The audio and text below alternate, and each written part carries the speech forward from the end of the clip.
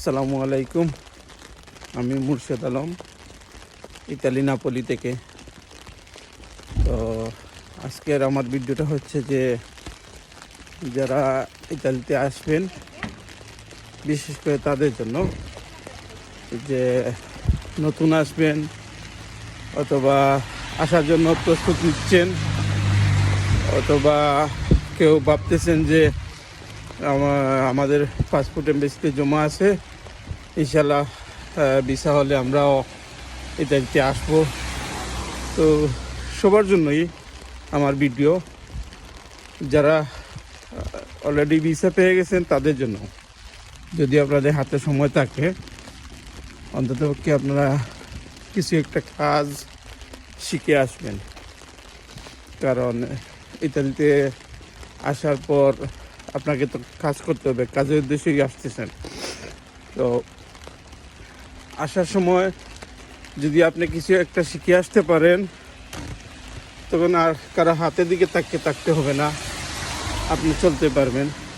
আর যদি কোনো কিছু না শিখে আসেন, তাহলে তো আর আপনি এসে কাজ শিখবেন, তারপর আস্তে আস্তে কাজ করবেন।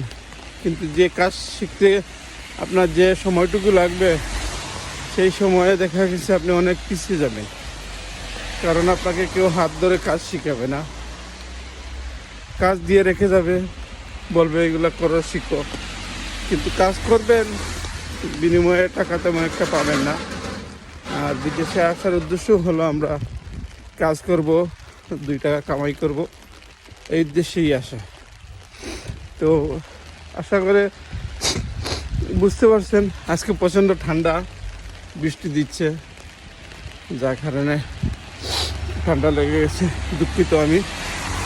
তো বিশেষ করে আপনারা যদি নাপোলি শহরে কেউ আসেন, বা আপনাদের আত্মীয় স্বজন কেউ থাকে, যদি মনে করেন নাপোলি শহরে আসবেন, অন্ততপক্ষে আপনারা সেলাই কাজ এবং ইস্ত্রি কাজ, এই 2টি কাজ যদি আপনারা হাতে অল্প কিছু নিয়ে আসেন, তারপরেও চলতে পারবেন।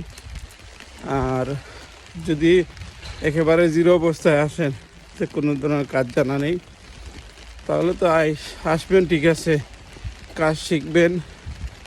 যে অনেক সময় আপনারা মনে করেন যে ইতালিতে 8 টাকা, 10 টাকা, 12 টাকা ঘন্টা, এসব যদি স্বপ্ন দেখেন তাহলে ভুল করবেন। কেন এসব হচ্ছে পুরনো লোকেদের জন্য, যারা ভালো কাজ করে, ভালো কাজ জানে, তাদের জন্য। আর নতুন যারা আসবে, তারা হয়তো দেখা যাচ্ছে 2 টাকা 50 পয়সা, এর উপরে কোনো টাকা দিতে চাইবে না, বা এর উপরে পাবেনও না।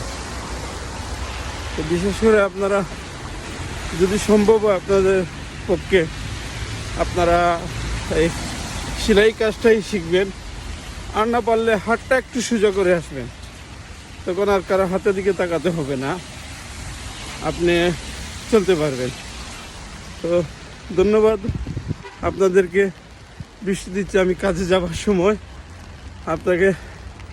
আপনাদেরকে আর কিছু বলতে পারলাম না বৃষ্টির কারণে। ইনশাল্লাহ আগামীতে চেষ্টা করব আর কিছু একটা তুলে ধরার জন্য। ভালো থাকবেন। আসসালামু আলাইকুম।